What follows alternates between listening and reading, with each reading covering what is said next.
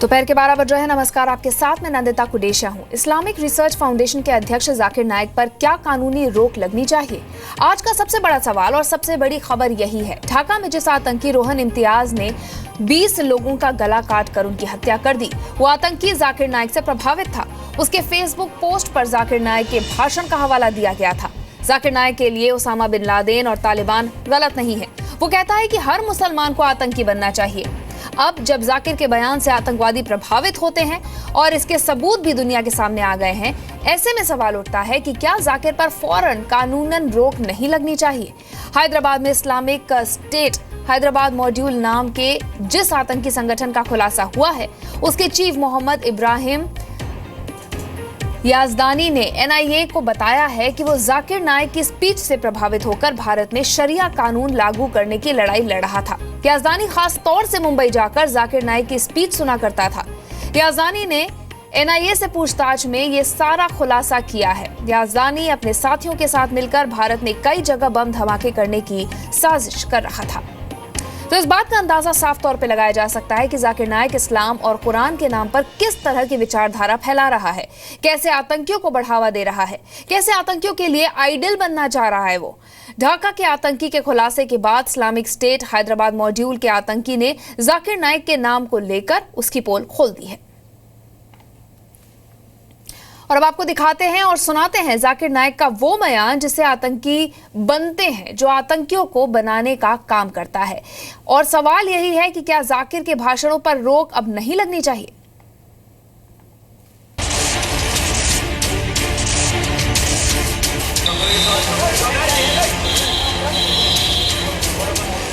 Osama bin Laden headline: If he is terrorizing America, the terrorist, biggest terrorist, I am with him.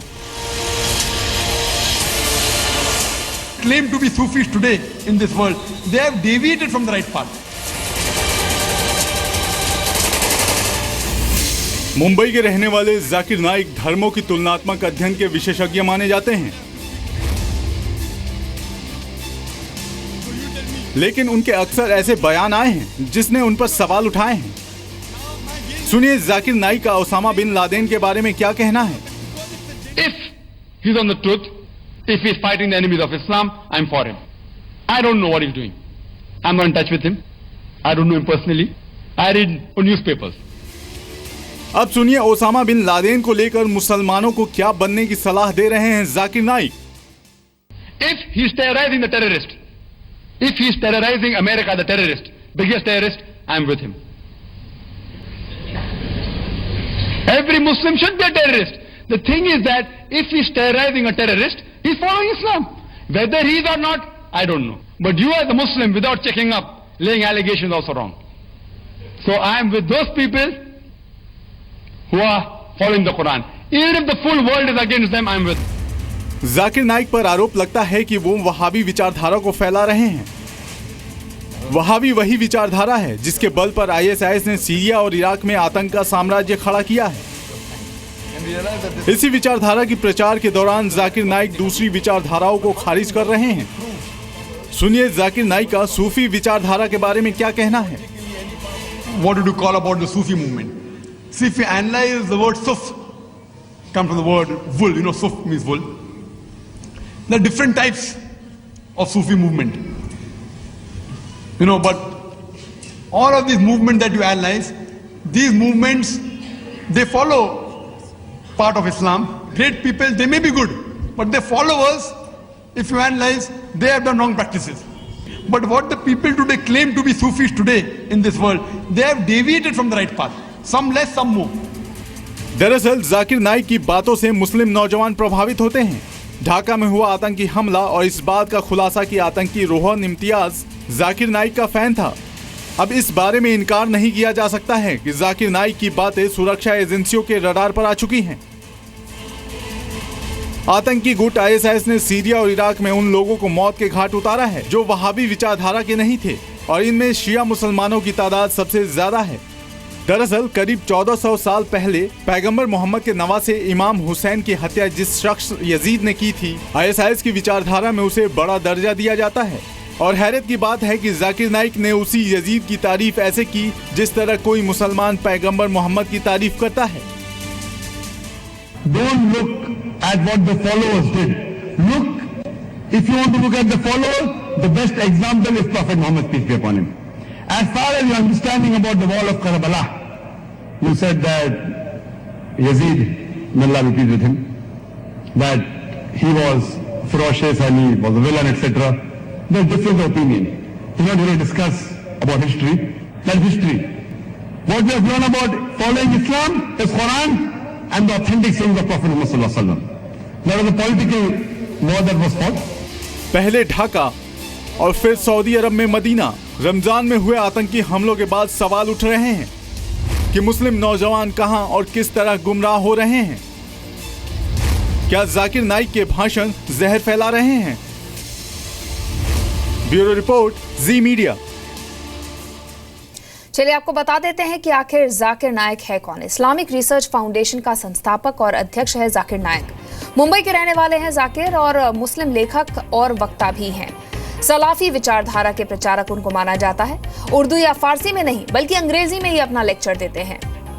Piece TV के नाम से channel भी चलाते हैं जाकिर नाइक। और इस्लामिक फाउंडेशन और रिसर्च ने विवाद पर सफाई देते हुए कहा है कि जाकिर नाइक की बातों का गलत मतलब निकाला गया है। फ्रेज का आपने इस्तेमाल किया कि डॉक्टर जाकिर ने कहा है कि हर मुसलमान को टेररिस्ट होना चाहिए, ये आउट ऑफ कॉन्टेक्स्ट है। डॉक्टर जाकिर ने अपने लेक्चर में कहा है और ये कहा है कि टेररिस्ट वो होता है जो दूसरे को डरा दे। इसी तरह एक मुस्लिम को भी टेररिस्ट होना चाहिए जो गलत काम करते हैं लोगों को वो उनसे डर जाए, मुसलमानों से, ये कहा गया। उसको उस कॉन्टेक्स्ट में नहीं लेकर किसी ने शरारत करने की खातिर डॉक्टर जाकिर नाइक के इमेज को ख़राब करने की खातिर सिर्फ उतने टुकड़े को निकाल लिया तकरीर में से और कहा कि हर मुसलमान को टेररिस्ट होना, जबकि ऐसा नहीं कहा गया। तो इस्लामिक रिसर्च फाउंडेशन ने सफाई दी है कि उनके बयान का गलत मतलब निकाला गया है। लेकिन आपको दिखाते हैं कि दुनिया में अलग अलग जगहों से पकड़े गए कौन कौन से आतंकी हैं जिन्होंने कबूल किया है कि वो जाकिर नाइक का भाषण सुनते थे। सबसे पहला नाम इब्राहिम याजदान का आता है, जिसे हाल ही में एनआईए ने हैदराबाद से गिरफ्तार किया है। सूत्रों के मुताबिक इब्राहिम आईएसआईएस हैदराबाद मॉड्यूल का चीफ था। इब्राहिम याजदान ने जाकिर नाइक के कैंप में जाकर काम भी किया था और अक्सर जाकिर नाइक के भाषण सुनता था इब्राहिम याजदान। दूसरा नाम है रोहन इम्तियाज का, जो कि ढाका हमले में शामिल था। रोहन इम्तियाज ने जाकिर नाइक की बातें फेसबुक पर पोस्ट भी की थी। तीसरा नाम है राहिल शेख का, जो कि साल 2006 में मुंबई लोकल बम धमाकों का आरोपी है। राहिल शेख भी जाकिर नाइक के भाषणों को देखता था। इसी तरह न्यूयॉर्क सबवे धमाके का आरोपी नजीबुल्ला जाजी के बारे में भी बताया गया है कि वो भी टीवी पर जाकिर नाइक के भाषणों को देखता था। इसी तरह काफिल अहमद, जिसे कि ग्लासगो एयरपोर्ट उड़ाने का साजिश के आरोपी बताया गया था। काफिल ग्लासगो एयरपोर्ट उड़ाने की कोशिश में घायल हो गया था। बेंगलुरु का रहने वाला था काफिल अहमद और जाकिर नाइक से काफी प्रभावित था। और आइए यहाँ पे आपको एक बार फिर से सुनाते हैं कि कैसे इस्लाम धर्म का प्रचार करने वाला Zakir Naik Osama bin Laden को आतंकी नहीं मानता है और हर मुसलमान को आतंकी बनने की सलाह देता है।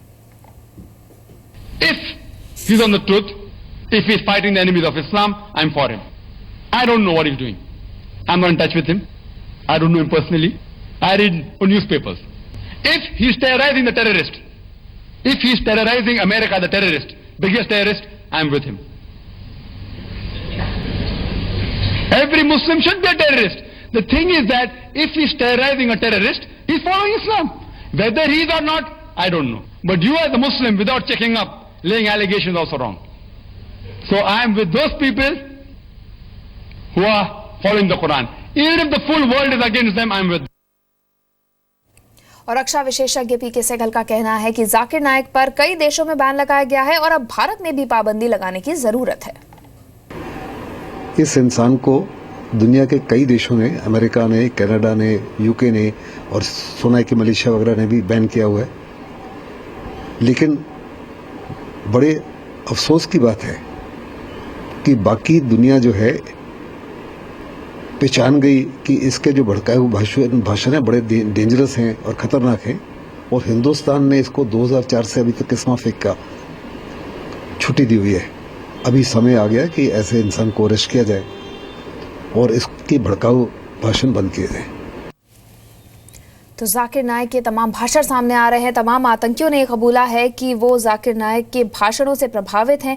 अब सवाल ये उठता है कि आखिर कब कोई कार्रवाई इन पर होती है, क्यों नहीं इनके भाषण के ऊपर रोक लगा दी जाती है। ये सबसे अहम सवाल है। जैसा कि रक्षा विशेषज्ञ भी कह रहे हैं कि कई देशों में पाबंदी है तो फिर भारत में क्यों ना हो।